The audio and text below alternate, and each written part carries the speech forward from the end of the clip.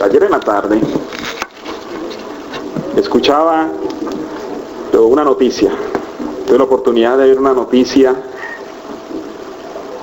donde se decía que una joven de Chicago se suicidó. Cuando se le preguntó a su madre y a su novio acerca de esta joven, ellos dijeron que nunca vieron nada sospechoso en ella que les indicara que podía tomar esta decisión. El novio decía que era una muchacha muy alegre, una estudiante que no tenía absolutamente ningún problema,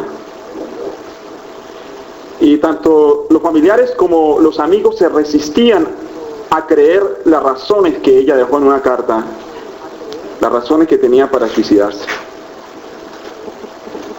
En la carta ella decía que hacía mucho tiempo había estado planeando su suicidio. Había planeado quitarse la vida porque no le habían brindado suficiente confianza. Pero, como decía antes, creen que ella dio esta razón para esconder algo más. El joven novio de la difunta cuenta que estaba en su casa contemplando el álbum, contemplando todas esas fotos que le traían recuerdos de momentos felices que pasó con ella, cuando de pronto oyó su voz a sus espaldas. A su espalda oyó la voz de ella. Y dice este joven que él miró hacia sus espaldas y ahí la vio. Y ella dijo: sé que morí, pero deseo volver. Más tarde, los camarógrafos del Canal 41, tratando de reproducir una de las fotos de ella, ampliarla, en la foto pusieron la cámara enfocando la foto y apareció una línea negra atravesando su fotografía. Y los camarógrafos pudieron también notar que la cámara se apagaba y se prendía. Y ellos pudieron, con testigos ahí, pudieron notar este fenómeno. Entrevistaron, el mismo Canal 41 entrevistó al camarógrafo y él contó lo que pasó. Y una reportera que era testigo de este incidente, ella dijo cuando fue entrevistada: ella está bien, pero necesita comunicarse, refiriéndose a la difunta.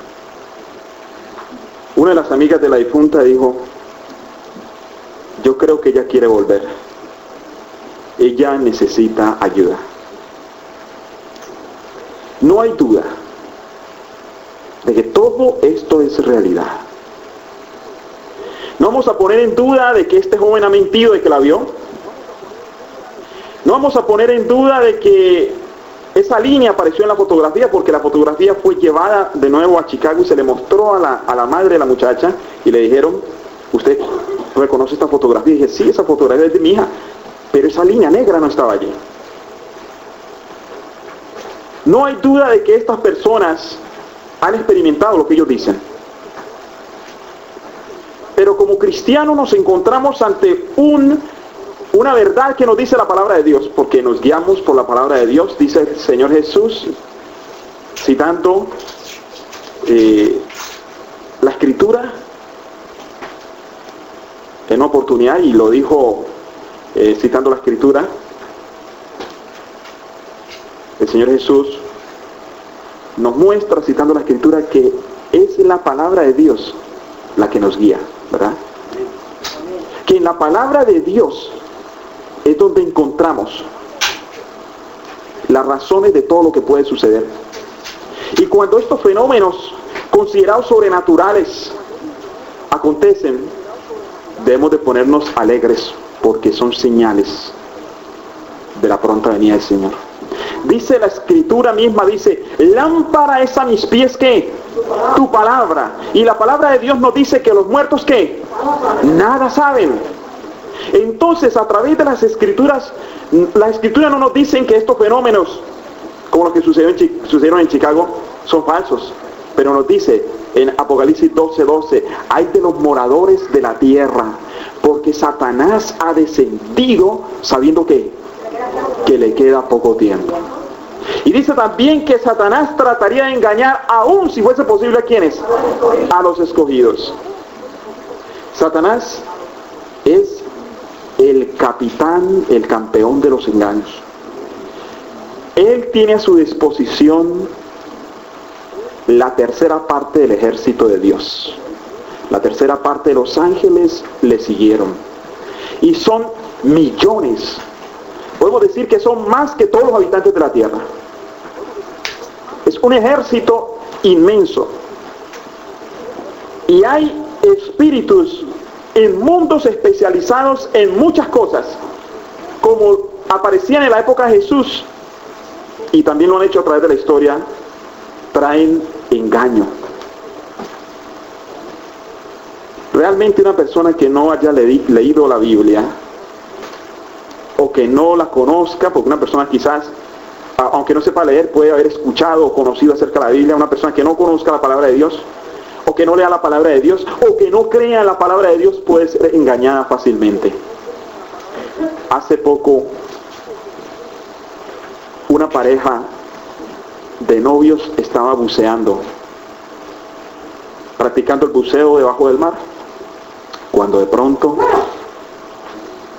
desapareció la novia. El novio trató de buscarla, pidió ayuda, vinieron barcos, hombres ranas buscándola, y su cadáver jamás fue hallado. De pronto los padres de ella empezaron a recibir mensajes, según ellos, del más allá. Y llegaron a conclusión a través de estos mensajes de seres extraterrestres que se comunicaban con ellos. Llegaron a la conclusión de que su hija había sido llevada a otra galaxia por seres extraterrestres. Y los padres dicen, estamos contentos de saber de que ella está en otra parte, muy lejos, pero está bien. ¿Se han comunicado con ella extraterrestres? ¿Han escuchado estos padres mensajes de seres del más allá? Yo no lo dudo. No dudo que ellos dicen la verdad. Porque hay seres extraterrestres, tanto buenos como es el Señor, Dios del cielo y sus ángeles, y habitantes de otros planetas como también los ángeles de Satanás. Pero las escrituras nos muestran que solo la tierra es el planeta caído en el pecado. Por lo tanto, ningún ser de otro planeta, de otra galaxia, ninguno de esos seres que jamás han visto pecado van a venir a la tierra a raptarse a nadie. Todas estas cosas son de Satanás, que trata de engañar. Hace poco también, unas personas que salían de una iglesia vieron en el cielo unos cuerpos que se movían a gran velocidad. Uno de ellos tomó su cámara y captó, solo pudo captar a 2. A estos cuerpos celestes que el ser humano no puede identificar con sus ojos, se les llama objetos voladores no identificados. Su abreviatura es OVNI o OVNIs. No dudamos de que esto haya sido visto, no lo dudamos, porque la palabra de Dios está profetizando acerca de cosas que no se han visto antes y que se verían ahora. No escuchamos en la palabra de Dios que Pablo, Pedro o ninguno de los escritores bíblicos mencione que en la antigüedad se vieron ovnis, que se vieron objetos en el cielo. No vemos que la Biblia diga eso, pero están apareciendo ahora porque está profetizado que se verían cosas que antes jamás se vieron. Mis hermanos, también está de moda de que, respetando la fe de las personas, pero tenemos que ser fieles a la verdad, a lo que dice la palabra de Dios. Pero cada día aparecen más personas viendo a la Virgen. Lo último fue que algunas personas vieron a una Virgen llorando sangre. Otros han visto su imagen en una mata de plátano o en la pared, en diferentes lugares, en las paredes, puede ser en un árbol, puede ser en una nube, puede ser en una montaña, pero están apareciendo personas que ven la Virgen. Y en muchos casos es llorando que la ven. Nosotros sabemos de que no hay ningún retrato de la Madre de Jesús. Lo sabemos. Sabemos también que la Escritura no registra cuándo ella murió o cuándo ella resucitó. La Biblia no lo registra. No hay ni siquiera un solo versículo de la Biblia que muestre que la Virgen está en el cielo. Y no podemos negar que fue una mujer buena. Fue un instrumento usado por el Señor para allí encarnarse y poder salvarnos a través de la persona de Cristo Jesús. Ahora, es cierto, como decíamos antes, que los que no conocen o no leen o no creen las Escrituras pueden ser engañados. Ahora, ¿por qué? La Biblia dice que serán engañados aún si fueren los escogidos. Vamos a concentrarnos en esta mañana de qué manera los escogidos pueden ser engañados. ¿Cuándo los escogidos son engañados? Vamos a ir a las Escrituras y vamos a ver algunas experiencias que tuvieron los personajes bíblicos. La razón principal por la cual un hijo de Dios puede ser engañado. Ya sabemos de que aquel que no es cristiano, que no busca a Dios ni confía en Dios, es fácilmente engañado. Ovnis, apariciones, muertos que vuelven, etcétera, etcétera. Pero vamos a ver en cuanto a los hijos de Dios. Y vamos a ir al libro de Josué. Cuando el pueblo de Israel salió de Egipto, el Señor les prometió que les daría toda la tierra de Canaán. Ahora yo quiero preguntar, ¿sería que Dios estaba haciendo una injusticia al decirles vayan a Canaán y expulsen a los cananeos, que esa tierra es de ustedes? Si leemos las escrituras desde la época de Noé, cuando la tierra fue distribuida, esas tierras les correspondían desde antes de Abraham salir de Ur de los Caldeos. Todas esas tierras les correspondían a los descendientes de Sem. Pero los descendientes de Cam las invadieron, y por eso, y un hijo de Cam fue llamado Canaán, y por eso esa tierra que pertenecía a los descendientes de Sem fue entregada, está habitada por los cananeos.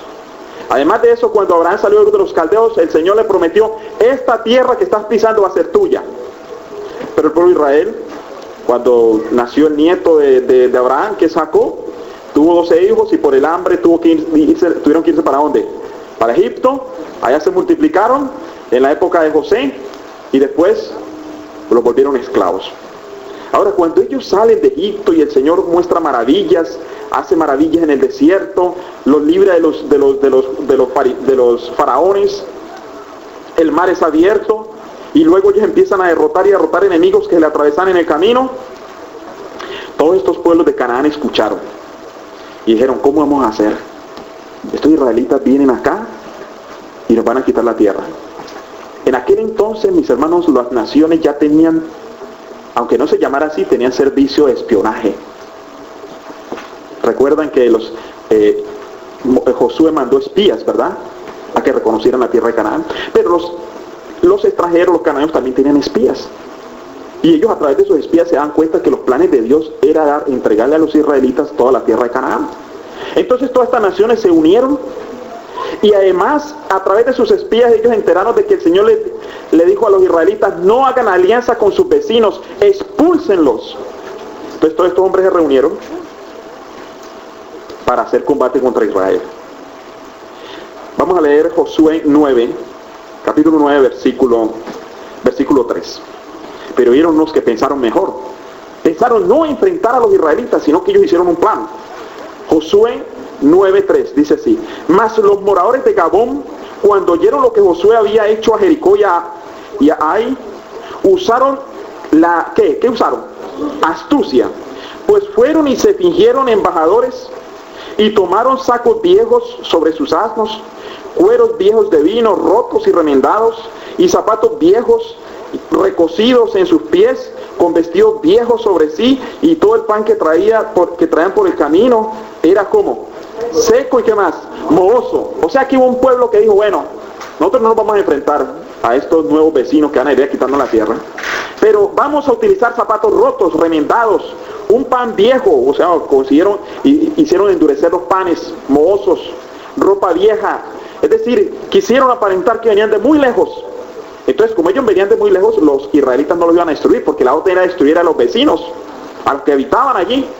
Entonces vinieron de Josué y Josué les dijo, ¿quiénes son ustedes? Dijo, venimos de muy lejos, somos tus siervos y queremos que nos recibas y aquí están nuestras provisiones. O sea, cuando un ejército, cuando una persona le recibía provisiones al visitante, significaba en la antigüedad que lo estaba como aceptando. Dice ahí mismo en el capítulo 9, el versículo 13 dice, estos cueros de vino también los llenamos nuevos, y helos aquí ya rotos. También nuestros vestidos y nuestros zapatos están ya viejos a causa de lo muy largo del camino. O sea, ellos vivían cerca, eran vecinos, pero ellos quisieron traer todo viejo para mostrarles que era por el camino tan lejos que recorrían. Versículo 14. Y los hombres de Israel tomaron las provisiones de ellos, es decir, los aceptaron. ¿Y qué hicieron? No consultaron a Jehová. Ahí está la razón por cual los hijos de Dios pueden ser ¿qué? Engañados, por no consultar a Dios. Y Josué hizo paz con ellos. Mire, Josué es un gran líder, un hombre de Dios, pero hizo paz con ellos. Y celebraron con ellos alianza, concediéndoles la vida, y también lo juraron los príncipes de ¿qué? De la congregación. O sea, que ellos son engañados y eran los escogidos en algo que Dios les había advertido. Entonces los ejércitos de Israel fueron, dice más adelante, dice el 16, versículo 16, pasados 3 días después de que hicieron alianza con ellos, oyeron que eran sus vecinos y que habitaban en medio de ellos. Entonces los israelitas se llenaron de enojo, fueron con sus tropas y rodearon todas las ciudades de estos gabaonitas. ¿Pero qué pasó? No pudieron destruirlos ni hacerles nada, porque ya habían jurado por el nombre de Dios, del que no les haría nada. Ahora vamos al versículo 22 y 23. Llamándolos, Josué les habló diciendo, ¿por qué nos habéis engañado diciendo, habitamos muy lejos de vosotros, siendo así que moráis en medio de nosotros? Ahora pues, malditos sois, y no dejará de haber entre vosotros siervos, y quien corte la leña y saque el agua para la casa de mi Dios. Los israelitas tuvieron que aceptarlos y los pusieron siempre por todas sus generaciones a cortar leña y a ¿qué? Y a cargar el agua. Eso fue el trabajo de los gabaonitas de generación en generación.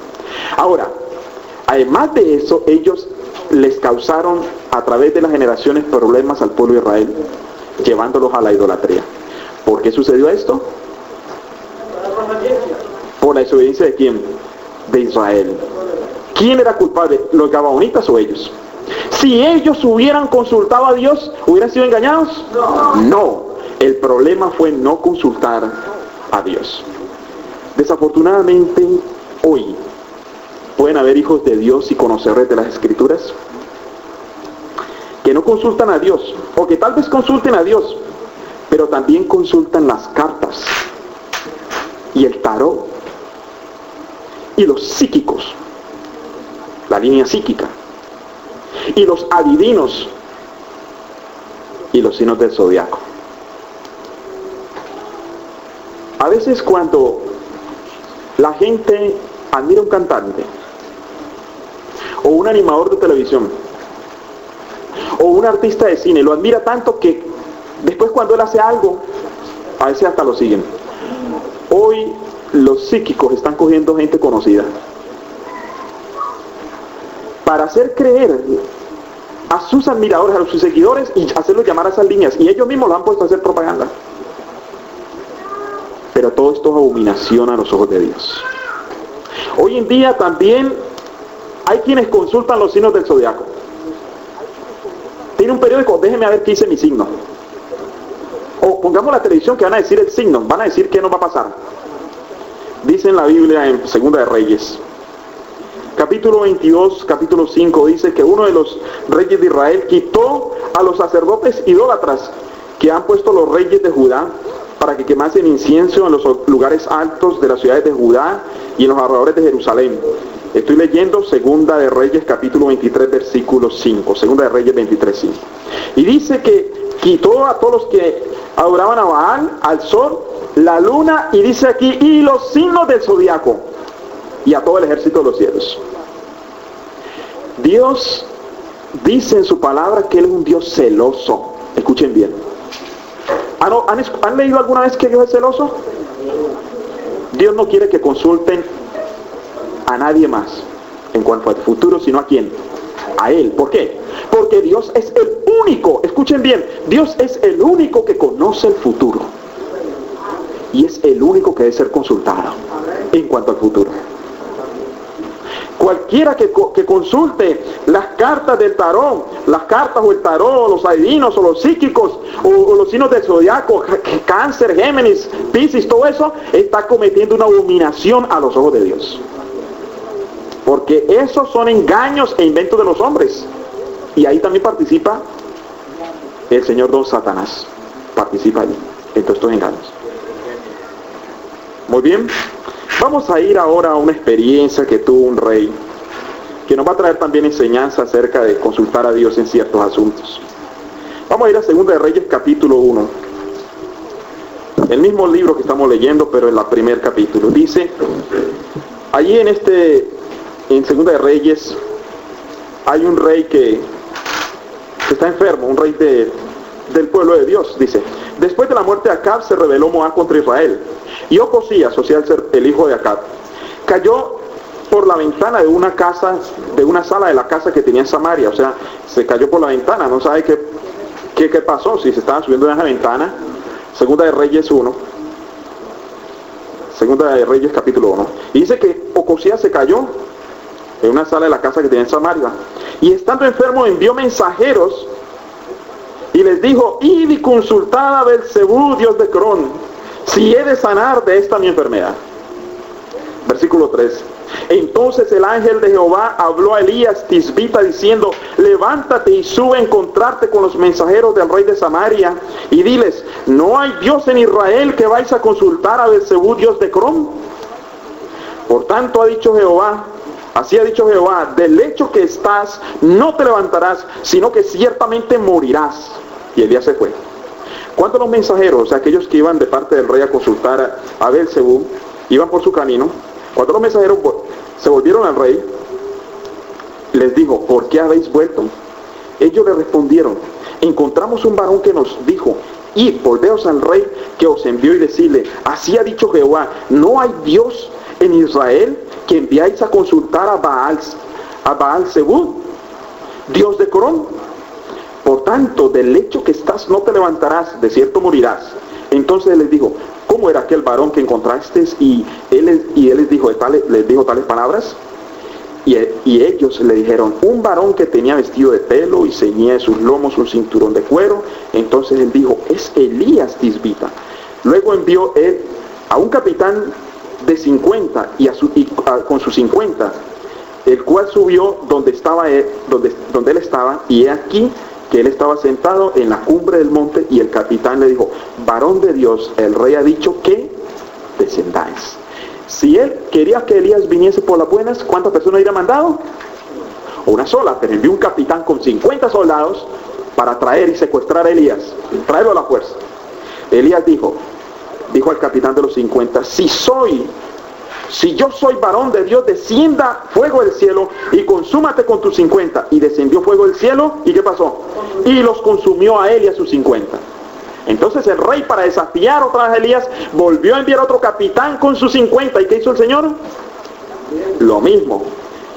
Versículo 14. Y volvió, en el versículo 13, él vuelve a enviar otro tercer capitán con sus 50. Y subiendo el tercer capitán de 50 se puso de rodillas delante de Elías y le rogó diciendo, varón de Dios, te ruego que sea de valor delante de tus ojos mi vida y la vida de estos que 50 siervos. Aquí nos está mostrando cuando hay exaltación por parte del poder militar, ¿no? Como sucede hoy en día, ¿no? Hoy en día hay países grandes de cuando un país pequeño no está haciendo lo que ellos quieran, ¿qué hacen? Dicen que los van a invadir. Y de alguna manera los invaden y quieren poner la ley del más fuerte. Pero con los hijos de Dios no se le puede poner esa ley. Porque un hijo de Dios, no importa lo que tenga al frente, puede ser un ejército grande, él confía en Dios. Si Dios lo libra, bien, y si no, también, pero confía en Dios y le es fiel. Versículo 14. He aquí, ha descendido fuego del cielo y ha consumido a los 2 capitanes de los 50 con sus 50. Sé estimada ahora mi vida delante de tus ojos. Entonces el ángel de Jehová dijo a Elías, desciende con él y no tengas miedo de él. Y él se levantó y descendió con el rey. Y le dijo, así ha dicho Jehová, por cuanto enviaste mensajeros a consultar a Baal-Zebub, dios de Cron, ¿no hay Dios en Israel para consultar en su palabra? No te levantarás, por tanto, del lecho en que estás, sino que morirás. Qué triste es saber que algunas veces, aún, escuchen bien, aún conocedores del Evangelio, van a consultar espiritistas. Una señora, se le murió el esposo y fue a consultar a los espiritistas. A él le hicieron oír la voz del esposo, la misma voz, le hablaba. ¿Qué propósito tiene el enemigo con esto? Contradecir las escrituras. Las escrituras dicen, los muertos nada saben. Otra señora, su esposo se encontraba en otro país prestando servicio en el ejército en una de las guerras que este país tuvo, y le llegó la noticia que su esposo había muerto. Era una equivocación. Y ella fue y consultó con los espiritistas porque sabía que su esposo tenía un dinero escondido, guardado, ya no sé dónde estaba. Y allá ella oyó la voz de su esposo que le dijo, el dinero está en tal parte. Ella fue a la casa, buscó donde le dijo la voz de su esposo. Seguramente que su esposo pensaba, y encontró el dinero allí. No había pasado un año cuando tocaron a la puerta y era su esposo que volvía. ¿Pero no estabas muerto? No. Yo no estaba muerto. Pero si yo fui a consultarte y oí tu voz y me dijiste dónde estaba el dinero y encontré el dinero. Nunca he sido consultado de nada. Era Satanás. Mis hermanos, hay quienes consultan hasta los espiritistas y son espíritus inmundos a través de mediums que se hacen pasar por personas que han muerto. ¿No hay acaso Dios en el pueblo de Dios para consultarlo? ¿Debemos de consultar a Dios? ¿No debemos de consultar a Dios en todas las dudas y aspectos que tenemos? Vamos ahora a buscar en Segunda de Crónicas. Vamos a ver una experiencia más en Segunda de Crónicas, capítulo 14.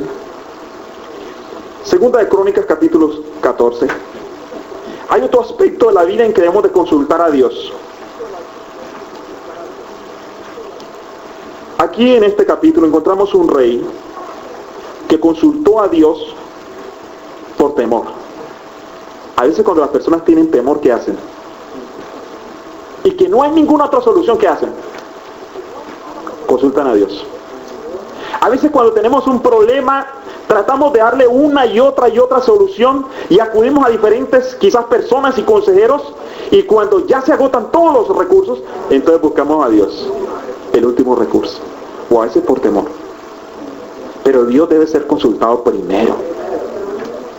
Y luego, después de que Dios es consultado, Él usará a personas, a médicos o a consejeros como instrumentos. Porque Dios trabaja, tiene sus instrumentos, puede usar una persona para ayudarnos, pero Dios debe ser consultado primero. Dice que este rey, del cual vamos a hablar, el rey Asa, él recibió de su padre Abdías el reino de Judá. Y él decidió, estamos en 2 de Crónicas 14, decidió serle fiel a Dios y buscarle, y edificó ciudades fortificadas, dice allí, y se consagró al Señor. Pero dice el versículo 9, y salió contra ellos Sera, etíope, y escuchen bien esto, con un ejército de 1.000.000 de hombres y 300 carros, y vino hasta Meresa. Quizás este es uno de los ejércitos más grandes que en toda la historia se han reunido. ¿Ustedes saben cuántos soldados de Estados Unidos están interviniendo en Haití? Como 20.000. ¿Cuántos soldados fueron al Golfo Pérsico? ¿Cuántos fueron? No pasaba de 500.000. Pero aquí hay un ejército de 1.000.000 de hombres. Versículo 10. Entonces salió Asa contra él y ordenaron batalla en el valle de Zafata, junto a Maresa. Y clamó Asa a Jehová su Dios y dijo: oh Jehová, para ti no hay diferencia entre dar ayuda al poderoso o al que no tiene fuerzas. Ayúdanos, oh Jehová, Dios nuestro, porque en ti nos apoyamos y en tu nombre venimos contra este ejército. Oh Jehová, tú eres nuestro Dios, no prevalezca contra ti el hombre. Versículo 12. Y Jehová deshizo a los etíopes delante de Asa y delante de Judá, y huyeron los etíopes. Nosotros podemos ver que un ejército pequeño contra 1.000.000 de hombres. Pero él dice: en Jehová nuestro Dios, ¿qué? Nos apoyamos. Y por ello ellos pudieron triunfar. Capítulo 15, versículo 1. Vino el Espíritu de Dios sobre Azarías, hijo de Obed, o sea, sobre un profeta. Versículo 2. Y salió al encuentro de Asa, o sea, cuando Asa regresaba de la victoria, y le dijo: oídme, Asa, y todo Judá y Benjamín, Jehová estará con vosotros si vosotros estuviereis ¿con quién? Con él. Y si ¿qué más? Y si buscáis o consultáis, en otras palabras, será hallado de vosotros. Mas si le dejareis, ¿qué pasará? Él también os dejará. O sea, Dios está dispuesto a ayudarnos en todo aspecto. Y estará con nosotros si nosotros estamos con él. Pero si le dejamos, ¿qué hace él? Nos deja. Leamos el versículo 12. Versículo 12. Entonces prometieron solemnemente que buscarían a Jehová, el Dios de sus padres, y de todo su corazón y de toda su alma. Y el 13. Y que cualquiera que no buscase a Jehová, el Dios de Israel, muriese, grande o pequeño o mujer. Y juraron a Jehová con gran voz y júbilo, al son de las trompetas y bocina. Y todos los de Judá se alegraron de este juramento, porque de todo su corazón lo juraban, y de toda su voluntad lo buscaban, y fue hallado de ellos, y Jehová les dio paz por todas partes.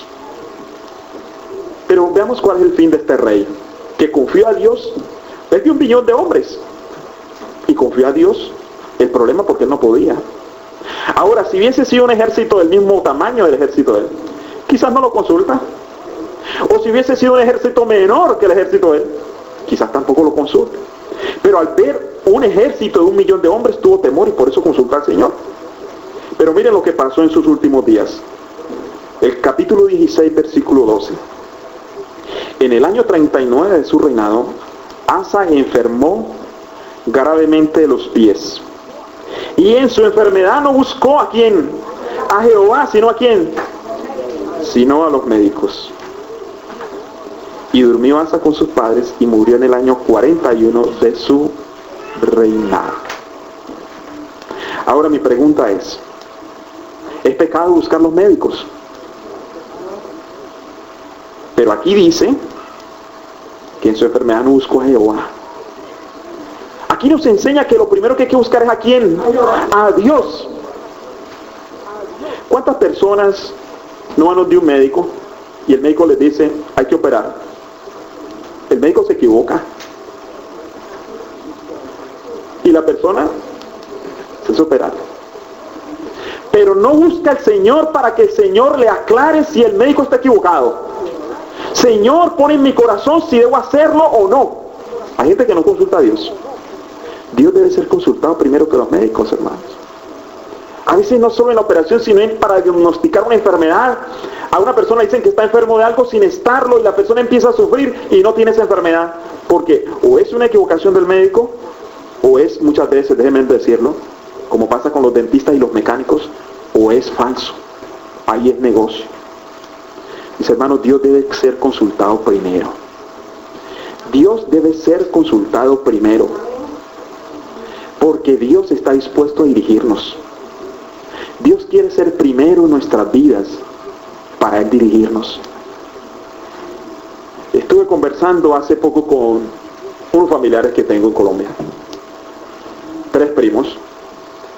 Y ellos siguieron el camino de su padre, la carrera del padre. Ellos son controladores aéreos. El uno estaba trabajando en el aeropuerto de San Andrés, el otro estaba en el aeropuerto de Bogotá y el otro en otro aeropuerto. Y ellos están explicando que reciben comunicación de un avión, cuando el avión todavía se encuentra lejos. El avión se comunica, estamos a tantas millas, quizás falta media hora para llegar, quién sabe, 15 minutos. El avión estaba en comunicación, se comunica con cada una de las torres de control de los aeropuertos que están cerca. Porque ellos deben de saber a qué altura deben de ir y a qué velocidad. Porque pueden haber choques entre un avión y otro, si no están en comunicación con la torre de control. Pero el peligro es más aún cuando entran a la ciudad y están cerca del aeropuerto, donde hay otros vuelos cerca de otros países o otras ciudades. Entonces los controladores, allí ellos están a través de los radares, saben que tal avión va a tal altura y va a tal dirección. Y existen mapas de navegación.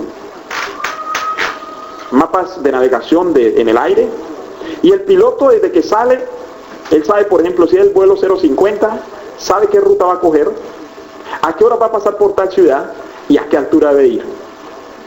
A veces tienen en el mapa, ellos mismos los pilotos saben que por ese lugar va a pasar tal vuelo hacia tal lugar y va a pasar a tal hora y a tal altura. Entonces tienen que estar controlando la altura en que van y en la dirección en que van. Comunicación completa con las torres de control de los lugares por donde van pasando hasta que llegan al aeropuerto donde van a aterrizar, allí también. Y explican ellos que ellos tienen que ser bien estrictos con los pilotos. Y ahí en el radar les piden, suba tanto de altura. Y si el piloto, no quiero subir, suba tanto, no le pueden decir que sí, porque por algo dicen, viene a muy baja altura. O sea, viene a muy baja altura y quizás puede encontrarse con otro que va a pasar por ahí, en diferentes direcciones. Entonces ellos están controlando constantemente. Ahora, la única forma de llegar seguro al aeropuerto es que el piloto obedezca a la torre de control. Ahora el piloto tampoco puede decir, bueno, yo todos los días aterrizo allí o semanalmente llego a este aeropuerto, llego aquí al Kennedy, puede decir el piloto. ¿Para qué consulto? ¿Para qué sigo instrucciones? No, es posible que pueda haber problemas en otra ciudad, los vuelos de otro lugar están atrasados y van a pasar a una hora más tarde por ahí, quizás a la hora en que va a pasar este vuelo. Y el piloto tiene que considerar todo y obedecer lo que le dice la torre de control. O quizás hay un avión que tiene problemas y deben darle prioridad para que aterrice. Y se encuentra quizás a la misma altura de este y va a pasar por ahí. Entonces le dicen que se desvíe. Y también él debe indicar hacia dónde se va a desviar porque es posible por ahí se encuentre con otro. Son muchos vuelos que pasan. El piloto no conoce qué hay más allá de donde él va, sino los que tienen el radar, los que están en la torre de control. Él no conoce qué puede pasar. En nuestra vida Cristo es la torre de control, mis hermanos. Él conoce el futuro. Él nos puede decir qué hacer. Cristo está dispuesto a dirigirnos en todo, en nuestros negocios, en dónde debemos de vivir, en nuestro trabajo. Si queremos tener éxito debemos de consultar a Dios. Señor, ¿debo aceptar este trabajo que me están ofreciendo? El Señor sabe si debemos de aceptarlo. O si hay varias ofertas, Señor, ¿cuál de estas ofertas debo aceptar? O si tenemos deseos de mudarnos de Corona a Flushing o de Flushing a College Point o a Bayside, Señor, ¿qué debo hacer? Y el Señor sabe dónde es mejor para nosotros. Aún déjeme decirles, para los que están solteros, Señor, ¿con quién debo casarme? El Señor diría. Muchas veces hay personas que son buenas, pero que con el carácter de uno no va a haber compatibilidad. Y el Señor sabe si esa persona es o no. Pero la persona dice, no, pero si yo la amo, no hay duda, yo la quiero, yo la amo. Pero Dios sabe qué es lo mejor. El ser humano no debe seguir los designios de su corazón, sino lo que Dios quiera. Este rey, murió un rey porque fue a consultar a otro que no era Dios. El otro murió porque consultó primero a los médicos. Josué fue engañado porque no consultó a Dios. Por eso fue engañado.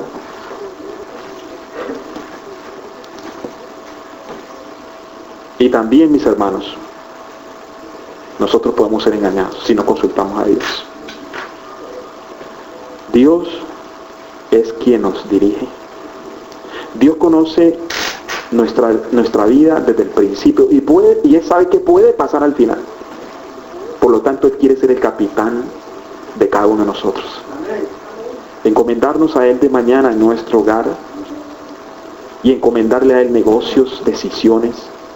Aún cuando tenemos un dolor o estamos enfermos, Dios debe ser primero consultado. Como director, y escuchen bien, como médico. Señor, quítame esto si es tu voluntad. Quítamelo tú mismo. El Señor lo puede curar. Ahora, si el Señor va a utilizar otro método y va a utilizar un médico, permitirá y le mostrará a la persona. Cuando confiamos en Dios, pasa lo que le pasó a Saúl en los primeros años de su reinado. El Señor le decía a través del profeta: todo lo que te viniere a tu mano, hazlo porque Jehová está contigo. ¿Está Jehová, mi hermano, contigo? Si le buscas, dice la Escritura, si estáis con Él, Él estará con vosotros. Si buscamos a Dios en oración y estamos con Él, ténganlo por seguro que Dios en nuestra mente, en nuestra misma mente nos va a guiar. Y va a poner en nuestro corazón, en nuestra mente, lo que hemos de hacer, porque Él está con nosotros. Dios quiera que consultemos al Señor en todo. Que le busquemos, que apartemos de nosotros todo lo que no le gusta al Señor. Todo lo que es brujerías, adivinación, cartas del tarot, cartas, o no sé si hará lo mismo, cartas y tarot, yo nunca he consultado eso. O naipes, no sé qué es lo que consultan ahí. O los signos del zodiaco. Es abominación a los ojos del Dios del cielo. Dios quiera que Él sea nuestro único guía y que Él sea el único que consultemos para poder nosotros tener éxito. Porque debemos de estar conectados con el Señor. He a veces oído que la gente, para asustar a otros, dice, no, yo tengo una conexión. Una conexión, o sea, cuando alguien quería amenazar a otro en el pasado, tengo una Italian connection. O sea, conexión con algún poderoso de la mafia. Sé que no me metieran con él porque tiene una conexión buena. Por ahí también oí que habían sacado una película llamada Colombian Connection. O sea, una conexión ahí con un cartel, entonces no va a tener problema la persona porque va a tener protección. Pero en la Biblia nos habla de que hay una conexión bien poderosa. Dice ahí en Juan, capítulo 15, versículo 4. Dice ahí, ¿de dónde debemos de estar conectados nosotros? Juan capítulo 15, versículo 4 dice: permaneced en mí y yo en vosotros. Como el pámpano no puede llevar fruto por sí mismo, si no permanece en la vid, así también vosotros, si no permanecéis en mí. Yo soy la vid y vosotros los pámpanos. El que permanece en mí y yo en él, éste lleva mucho fruto, porque separados de mí, nada podéis hacer. El que en mí no permanece será echado fuera como pámpano y se secarán, y los recogen y lo echan en el fuego y arden. Si permanecéis en mí y mis palabras permanecen en vosotros, pedid todo lo que queréis y os será hecho. Que Dios bendiga, mis hermanos.